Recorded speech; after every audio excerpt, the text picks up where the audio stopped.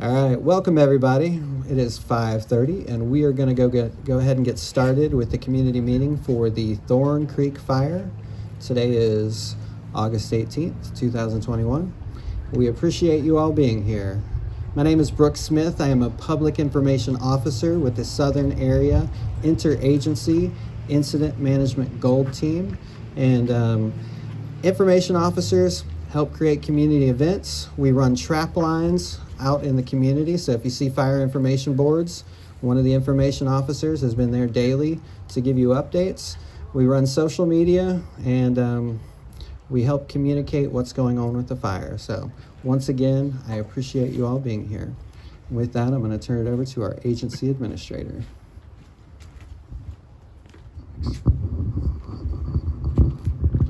Hello, my name's Dave Robleski. I'm the district ranger at the Plains Thompson Falls Ranger District. I want to thank the Southern Area Gold Team that's here, and especially thank the Thompson Falls Rural Fire Department and the Plains Rural Fire Department. They were a huge help in their work protecting homes and property in the Thompson River over the last few days. So thank you to them. So since about mid-July, we've had a suppression plan for the Thorn Creek Fire. The plan has been focused on first, firefighter safety, secondly, firefighter and public safety, secondly, protecting homes and infrastructure, and third, protecting natural and cultural resource values. We are at the point now, we're about 6 to 8 weeks into this incident. We have 17 miles of fire line that have been put in and held in a really, really seriously kind of bad fire season. Along that fire line, there is a whole bunch of homes and outbuildings and infrastructure that are not burned. And we have a bunch of not a bunch of fire crews. We have some fire crews that are continuing their work on the Thorn Creek fire. We have some fire crews that are headed to other fires, and they are all still working because they are not hurt. So that was our goal from the beginning. We are there for part of it. Natural and cultural resource values. You can starting to see the hillside now, and you see some of that burn intensity is nowhere near as high as we've seen in some of those big wildfire runs. And that was deliberate. That was set up that way. Those firing operations we did were meant to avoid one of those fire runs that came right down along the edge of the valley here, through spots all over could have thrown spots all over the valley and given us 500 fires in an hour all across the valley that we could have had to work on. So this part of the fire is complete now. We're turning our attention to the north.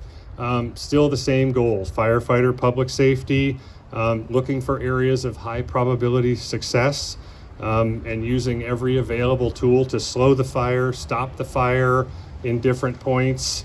And we're still dealing with really limited resources. I drove over to Spokane this morning really early to the airport, and on my way back, I passed the Lewis and Clark hotshots going west.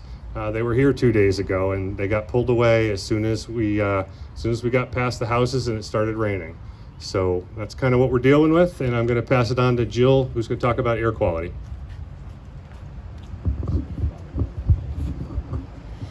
Good evening. My name is Jill Webster, and I'm with the Interagency Wildland Fire Air Quality Response Program. And we are a cadre of air quality specialists that are deployed to incidents to provide daily smoke outlooks. And we've been here on the incident providing these daily smoke outlooks since around July 14th.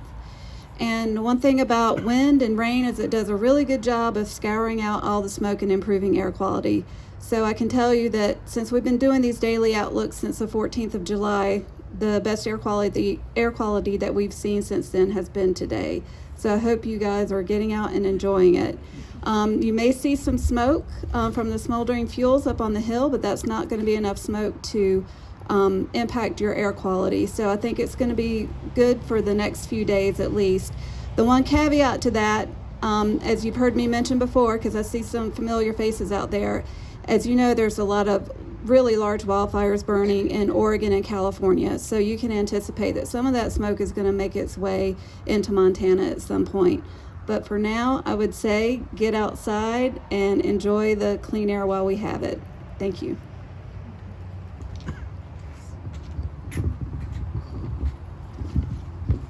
Good evening, everyone. I am Mike Ottenwiller. I'm the incident meteorologist. So I come alongside the team. I'm actually from Anchorage, Alaska, but I come alongside the team and help them with whatever weather support that they need. So my day shift job is a meteorologist back in Anchorage. I got in town a couple days ago and started working with the team and learning the terrain and the topography. As you all know, yesterday was a good day for the fire, and we had a lot of rain up on the north side of the complex. We had about 1.7 inches. Down on the south side, anywhere between 0.8 and 1.4 inches of rain. So very healthy wetting rain. One of the good things about that rain was the duration. It didn't fall in 10 minutes from a thunderstorm. It was a long duration wetting rain. And so that's really good news. I'd like to think that maybe that came with me from Alaska potentially, because it's been wet there all month. So hopefully that trend continues. But one other thing to mention before looking at the week coming up, or the end of this week and into next week, you all had a rain event back in early August, on the 8th of August, for about 1/3 of an inch of rain. And what happened right after that was you had one day where temperatures were still moderate, about 75 degrees. The next day it was 86 degrees. And then the next day it was 94, and it stayed in the mid and upper 90s for the next week. That is not what we expect with this event. Obviously, 1/3 of an inch is markedly different than almost 2 inches of rain. But then on top of that, we expect the temperatures to be moderate like this for several days to come. The highest temperature that we have in our current weather long-range forecast that we provide to the team is about 75 degrees, and that's not until next Tuesday. So we should be working with these kind of conditions for several days, which is a big help to the firefighters and a big help to the teams out here. We do have another chance for wetting rain on Saturday, and that looks pretty promising at this point, maybe another 1/10 to a couple tenths of an inch. So again, good news. And certainly the daylight is also working in our favor, losing about 3 minutes of daylight a day, so increasing our darkness, less duration of sunshine, things like that. So all things moving in a hopefully positive direction, and I'll be here to support the team as long as they're here and need it. I'll be around if you have questions. Thanks. Good evening. My name is Kelly Cagle. I'm a fire behavior analyst here with the Southern Area Gold Team. And my day job is I'm a fire management officer in North Carolina. My job here with the team is I try to help this team kind of predict where this fire is going, how far and how fast. I try to help the operation folks put their people best position to be successful each day. So as far as a little bit of history on the fire here, since the last public meeting, or the last one that I'm aware of, fire's made 2 significant runs. We had this one, I think that was on Sunday afternoon, and then we had this one on Monday afternoon. And between the two, it chewed up about another, 10 or 12,000 acres. Both of those occurred on really high fire danger days, like red flag kind of days. So the rain was a welcome sight. So when you get an inch or an inch and a half of rain, the duration of how that rain come really matters. And it came over several hours yesterday, and so that's excellent. If it falls in 2 hours, most of it runs down the hill. This rain kind of came gradual and steady, so it's really effective on cooling that fire off. And then the fact that we're not getting, 95-degree weather tomorrow and the next day really helps. It allows that rain to stay there and work and cool that fire off. So every day that fire's not growing and gaining energy, it's losing energy. So it's hard to say when will the fire be out. Will it be out next week or the next week? Probably not totally out. But I feel really good after the rainfall and the cool weather he described that we're going to be in good shape for the next handful of days, maybe 5 to 7 days. I just don't see a lot of growth or movement in the fire. If you ride by, you will see things smoking.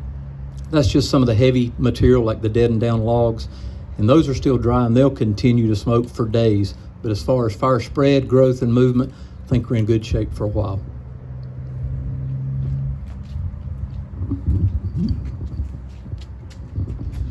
Good evening, everyone. I'm Jeff Shart. I am the Operations Section Chief for the team. And my day job is I'm a fire management officer on the Chattahoochee National Forest in Georgia. As the operations section chief, I am responsible for the men and women that are out there on the fire line. I help assist with planning strategies and tactics, help organize the firefighters, and help ensure that they're all following the plan and have everything they need to operate safely, effectively, and efficiently. So I'm going to kind of walk around the map a little bit tonight and give you guys an update on what the fire is doing today and where we think we're going here in the next few days. So this whole side of the fire, this is Division Charlie, Zulu, and Papa. We organize geographic areas into divisions and break them up and help with their different assignments. So these are all working on what we're calling mop up. So they're taking advantage of all that rain and that moisture, and they're seeking and destroying all those little hot spots that are down low, close to the line, that would have potential to get out of those control lines. And we're looking really good all the way down here towards the Thompson River Road down there. And they're as part of that mop up, they're in there digging and turning the soil, sticking their hands, looking for those hot spots, really seeking and destroying any of those hot spots in through there. So then we'll go up here to Division November, and that's where we have several small communities, Snyder and Liver and Copper King, and forgive me if I'm using the improper terms on those. But that's where the other day, you saw the activity the other day, and they were inside there working diligently to protect those homes. And to protect those homes, we had gone in and cleared brush out around those homes, set up sprinkler systems, had a multitude of fire engines and fire crews, not only our firefighters, but the rural fire departments from around your area. And they were extremely helpful. And under those adverse conditions that we had the other day, they were 100% successful. We didn't have any structures damaged at all in through there. And so now what they're doing today is they're going back in through there and they're finding all those hot spots, and they are mopping those up. They're cutting out the logs, opening them up, getting that heat out of them, and really trying to make sure that those structures can be secure, that here in the next few days they can walk away from those structures, and those homeowners and property owners can be confident that they have nothing to worry about in through there. And we will remain with that mission, and we'll remain diligent with that mission, because that's part of our prioritization are the values at risk. And those values at risk are things like people's homes, people's businesses, things like that. And we will try our best to make sure those are protected. And as we're moving down through here, as you can see, the fire came up into Priscilla, up through here towards the lookout the other day. This line up here is a line to help slow fire spread off to the east there. And as you can see right in here, fire did reach the ridge and came over the backside just a little bit. That's about 17 acres in there, and that's rough, steep country. This morning we had a squad of folks go in there and take a look at that, and they're coming up with a game plan in there. And over the next few days, they're more than likely going to be in there going at it with rakes and Pulaskis and putting a fire line by hand in there to make sure that is contained, and again, mop that edge up. Our infrared flight this afternoon is showing along the ridgeline here and some down behind the homes and a little bit on the ridgeline above Liver and Round Top, that there's a lot of heat in there smoldering down in the ground. There's those heavy logs, those dead and down trees, even some of the standing dead trees are all holding heat in there. Even though we got this rain, we've got the higher humidities in there, there's still those hot spots, those areas that maybe the rain can't reach. But this cloud cover or higher humidities will really help with that. And we will keep an eye on that. That's rough country, and we can't safely get most of our firefighters in the area, but what we can do is utilize assets such as our helicopters, infrared from fixed wing, a whole suite of assets that we have in there to really keep an eye on that fire. And while we keep an eye on that fire, we're trying to think ahead and see where the potential would be if the fire would continue moving. And we always think worst case scenario. So even though you heard the forecast and the potential fire behavior, we're going to take that and think of those 90-degree days, those low humidity days, those high wind days. And we're going to keep that in mind. And we're working our way out along up into Fish Trap area. And we've got this nice road system in the river that comes all the way up and drops around to West Fish Trap. And we've got folks up here on the top of Lone Tree Peak that are constructing a fire line across the Forest Service land to tie it into the road system down there. And what that is a demarcation place for us to be able to safely and effectively fight the fire if it were to come that way. We're not saying we're going to get in there and do any ignition and force the fire to come that way, but we're being prepared for the fact that if the fire may come that way. So that would provide that, as we call it, a big box containment for that. And I know a lot of y'all saw the helicopter in through here doing some aerial ignition. As part of that aerial ignition, what they're doing is they're removing the fuels, those things that would burn, and we're doing it under our controlled terms. We work with folks like the fire behavior analysts, the meteorologists, some other scientists that give us this really good data where they can tell us what state the material that will burn is in. And so we try to take that at our opportune time, not when Mother Nature is forcing our hand on that. And so we start those fires in that controlled fashion and burn that vegetation through there. And that's part of the suppression, not just putting water on it or running bulldozers, things like that, in through there.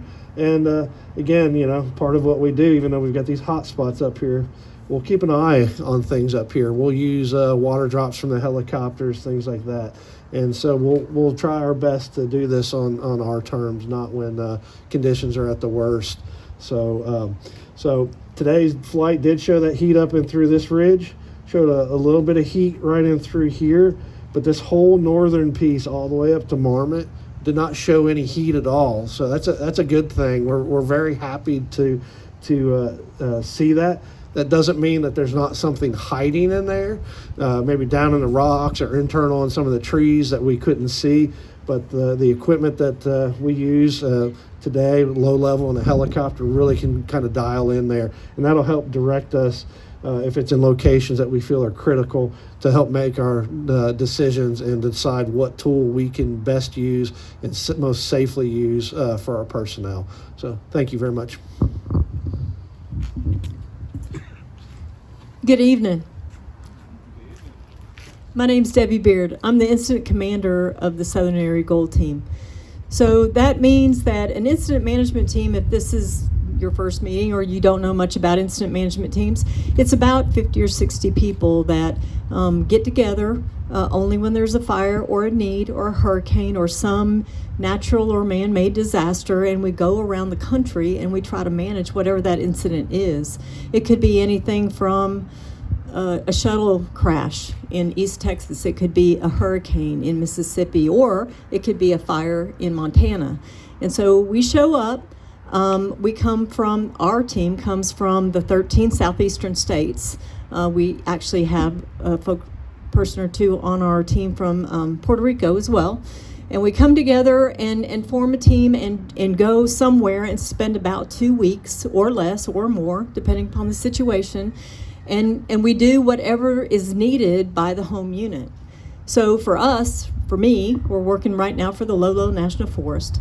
And they've given us a mission, which is to try to put this particular fire to bed for them, for you. And my job is to try to do that as safely as possible and make sure that the 400 people that are out there doing it go home to their family at the end of the 2-week shift. So we come with not only the operational resources that work for Jeff out there on the fire, fighting the fire, but we also come with information folks. We come with safety folks. We come with logistics folks that are charged with the care and feeding of all those firefighters. So we come doing a lot of different things, a lot of different functions, but at the end of the day, our job is to put this fire out and to send our firefighters home safely.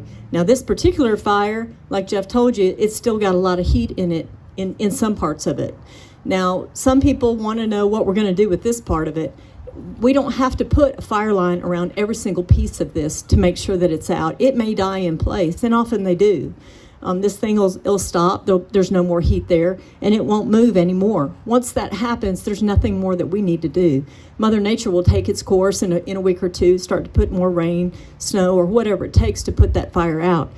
If there is an area, like around homes, that need more suppression, a fire line, mop up, like Jeff said, people digging around with rakes in their hands to try to make sure that fire out, then that's what we do.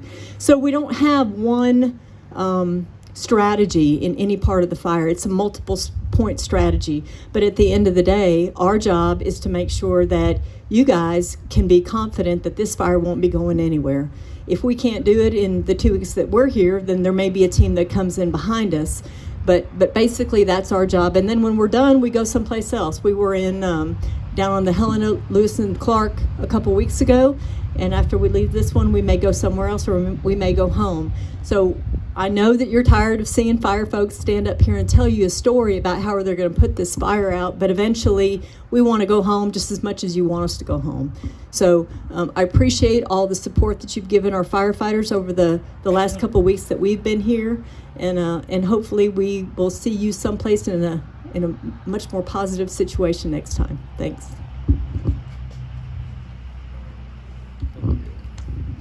All right, so that concludes the meeting. What we're going to do next is, if you would like to come down and interact with the professionals, we've got 3 map areas, and we're going to have professionals up here answering questions if you would like, or you can take some information packets. We do have bottles of water out there if you would like to get some water. Thank you very much, and I hope you have all have a good night. Also, the meteorologist said there was some rain coming, so I would just watch out for that as well.